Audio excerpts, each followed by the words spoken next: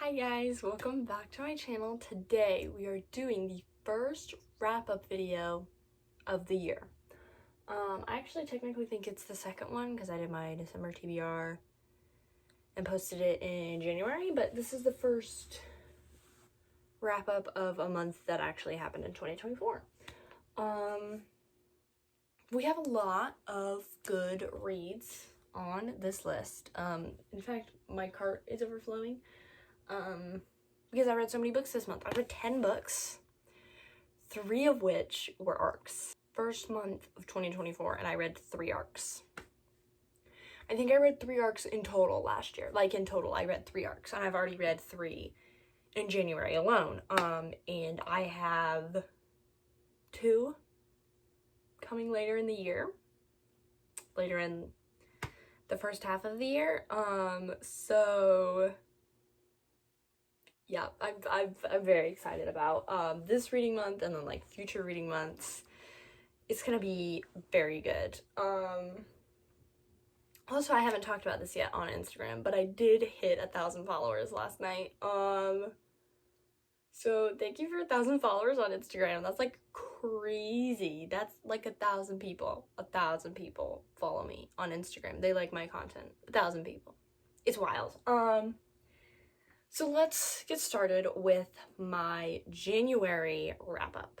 All right, the first book that I read was Keeper of the Lost City's Everblaze. This is the 3rd book in the Keeper of the Lost City series.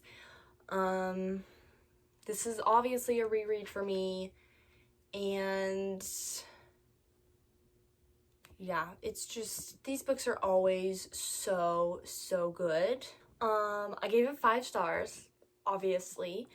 This is the book, like, when things really start to pick up, and then obviously, Never Seen, which I'm rereading right now, is when, like, things really start to become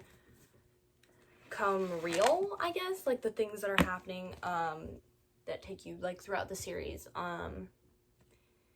You know, we know more about the bad guys. Can't tell you what the bad guys are called. It's because it's not talked. We don't find out what their name is until Everblaze. So there's that. But yeah, this is just always a fun world to go back into. I obviously annotated it because I want to really just dive into this world as much as possible before the last book comes out. That was really why I wanted to reread the series, to just like fully be back in it, and then that way when I get to book 10, like, I'll just be in it. I'll already know everything that's happened, just like a refresh, because I've been reading this book for almost as long as it's been out, or this series almost as long as it's been out. So it's just, this series is always a fun time, and I am just loving rereading this series, and just the found family is just amazing. I'm obsessed with the found family. I love the found family.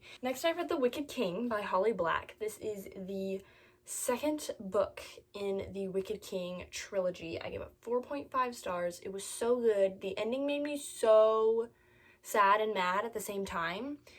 And I'm just really mad at Carden right now. So yeah, hopefully The Queen of Nothing is on my February TBR, but, you know, hopefully things get better, because Carden made me really mad in this one.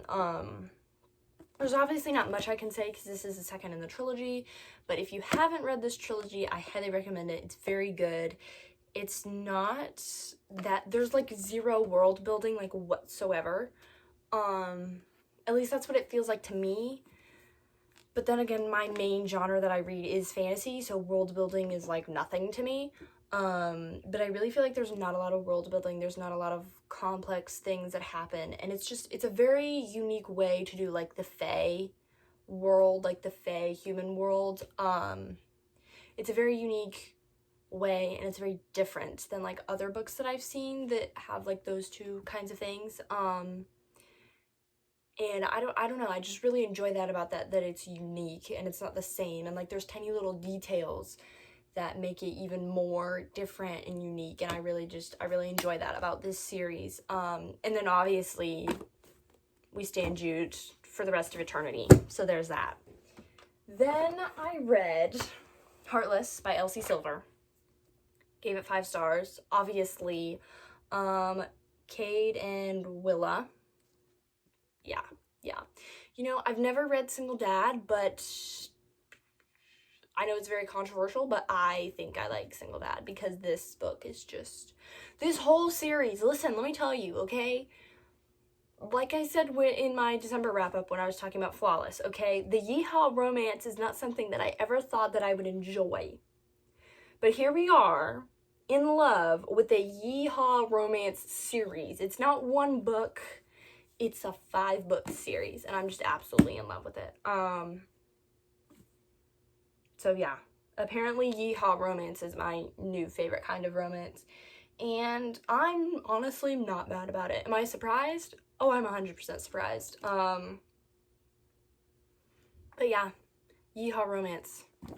Love to see it. We love to see it. And I'm calling it Yeehaw romance for the rest of eternity. I'm not calling it cowboy romance. No, it's Yeehaw romance, okay? On my channel, it's Yeehaw romance. Then we have The Court of Mist and Fury by Sarah J. Maas. This book was 5 stars. Resand? Yeah. Just yes. That's all you need to know. Just yes, okay? And Tamlin, I'm gonna be quite honest with you. Some of you are gonna think I'm lying about this, but I really did not like Tamlin all that much in ACOTAR. Just really was not getting good vibes from that man whatsoever, and I don't know, I didn't like him and Feyre together. Maybe that's because I knew Resand was coming along in this book, and I'm like, we already know he's the better one. I didn't even know why anybody hated Tamlin, but after this, I was like, yeah, I see it now. And the people that defend Tamlin need to be evaluated immediately, because that was terrible, and it never just, no, he is unredeemable in my eyes. I love the Night Court. I want to go to Velaris. I want to live there, okay? And this is also a very good world, and I love it. I love this world as well. Obviously the Night Court. The Spring Court is like, Night Court, yes please. Velaris, yeah. I want to live in Velaris. That would be a dream. This is literally words on paper, and I'm like, I want to live there. I want to live there. Take me there right now. But yeah, this book redeemed ACOTAR for me. Though I do think I'm going to be a Throne of Glass girly, because I read The Assassin's Blade, which we are going to talk about in a minute. But definitely think I'm going to be a Throne of Glass girly. But then I finished The Difference by C. Delangelo. I started this at the beginning of the month, and it took me pretty much the entirety of January to finish this book. It's 300 pages. It shouldn't have taken me that long, but it is literary fiction, and I just don't think literary fiction is something that really, like, grabs my attention, like fantasy and romance and mysteries and thrillers do, but I did really enjoy this. I gave it 3.5 stars. Yeah, I gave it 3.5 stars. It was very good. I loved the story. There is like a anxiety, depression rep in this book, so I would definitely check trigger warnings, because there are a couple of like mental health related things that are talked about, things that happen to the character, like anxiety related, so probably check trigger warnings, because there are some things, like if you have anxiety, I don't know, it might affect you. I really don't know. I'm just giving you a heads up just in case. But I still really enjoyed this book. I enjoyed this, and I will definitely be picking up The Visitor, which is the other book by C. Delangelo. But this book is basically about Rachel, and she wants to figure out where her grandfather came from, because they're Italian, but she doesn't really know, like, his story. She doesn't know why his mom and his stepsister, it's either stepsister or half-sister or something like that, never came to America with him and his dad. Her grandfather and his dad and his brother. That was probably a very confusing description, but I tried my best. And she, you know, just goes down this rabbit hole of learning things about her heritage. And it was very good, and it was very interesting. And there is one specific thing that is talked about a lot in the first, like, 100 pages, and you're like, why is this relevant to the story? And then it becomes this big, all-encompassing thing that I really, really liked. Somehow, I don't really know why, but I was like, I don't know why this is being talked about so much, and then it was like full circle moment, and I really enjoyed that. So yeah, this was a good book. I definitely recommend it, and I would probably check trigger warnings for, like, the anxiety stuff, but I did really enjoy the book, and it was very good, and I definitely recommend it. Then I read The Assassin's Blade by Sarah J. Maas. I am reading this in chronological order, not in the romantic order, I think is what it's called. It's where it goes by publication date or something like that. It's whatever Sarah J. Maas said it is the reading order. I flat out refused to read it like that. I wanted to read The Assassin's Blade first. I gave it 4 stars. Did I even rate this?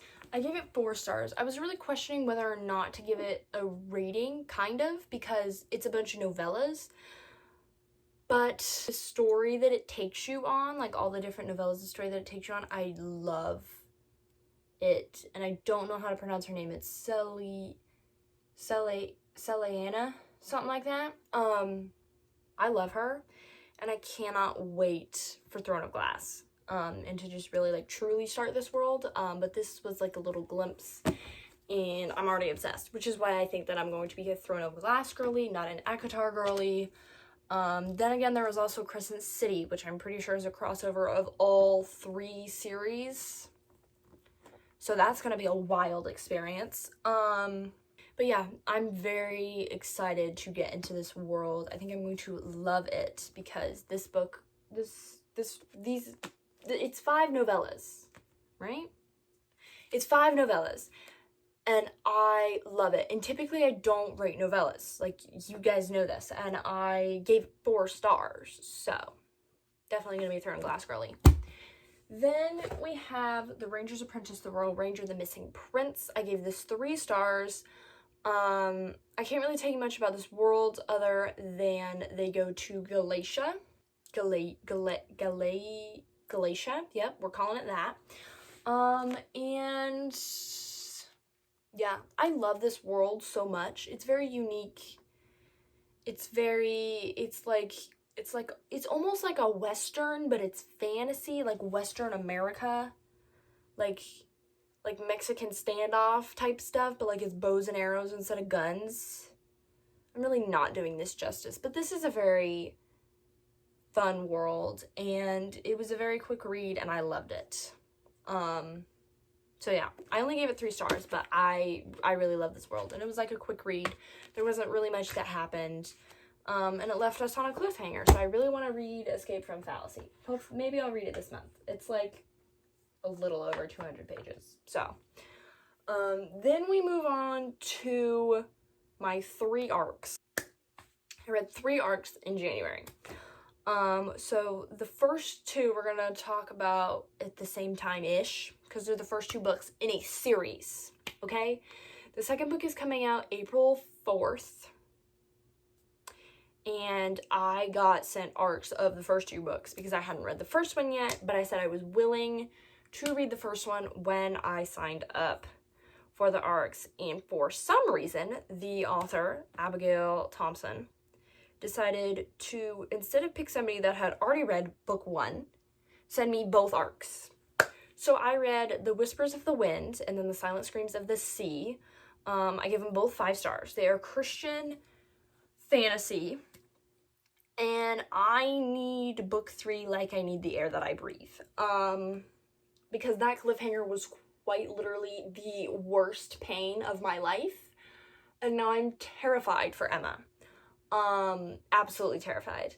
But this is it's very Christian. Like, God is heavily talked about. It's not like my Colton Cobble books where it's like God is mentioned a few times, we talk about praying a few times. This book was, like, really God-centered, and I loved that. And there was a lot of real things that were talked about that Christians and then like non-believers deal with when they're being introduced to Christianity. And I thought that that was really important because I haven't read a lot of like Christian fiction, but I don't think I've ever heard of anything where Christianity was heavily talked about in like fiction books. Obviously nonfiction, that's the whole purpose of the book, is talking about like God and Jesus and whatever the theme for that book is. And I really felt like this, like for a fiction, for a fantasy book, like it really talked about God while also being fictional. Like obviously the Christianity stuff isn't fictional, like that's real, that's true. But you know, like the fantasy aspect of it wasn't. And so I thought that that was a really good combination because it felt real, but it's also words on paper. You know what I mean? And there was like real stuff going on, like real hardships, and just like the whole questioning, like, why is this happening if God is such a good God? And so I think those are really important things that I don't feel like are talked about in Christian fiction, at least that I've read and seen. And so I think these books are very important, and it definitely helped me in a way, even though I already know like what the author was trying to prove is true. Like I already know that that is true. But it made me feel like I was closer to God, like reading those books, especially the second one. The second one, like I would like stop after a chapter and be like, I really feel like I'm just in God's presence right now. And it's fiction. So that's a very special series to me. And I only just started reading it now. So I am very excited for the second one to come out in April for the entire world to be able to read. And the first book is already out, the Whispers of the Wind, so you can already go ahead and read that one. I think you can order it on Amazon, and then there's also the Kindle version, and now there's an audiobook version of the Whispers of the Wind, and then you can pre-order the Silent Screams of the Sea if you read the first book and want to continue. So that was the first two arcs that I read. And then I also read Hearts and Glowers by K.M. Gillis. This is the second arc that I've actually gotten from her. And this is just like a cute little Valentine's Day novella. It's already out. It came out January 29th. But it's like a cute little novella. I gave it 4 stars. It was very good. I loved it. It was just like a cute, quick little Valentine's Day read. And yeah, if you want to get that and read it on Valentine's Day, it would be like a quick little Valentine's Day read for you. Alright, that is it for today's video. I hope you guys enjoyed. Please like and subscribe and hit that notification bell so you can be notified every time I upload, which is on Mondays. I'll see you guys in the next video. Bye!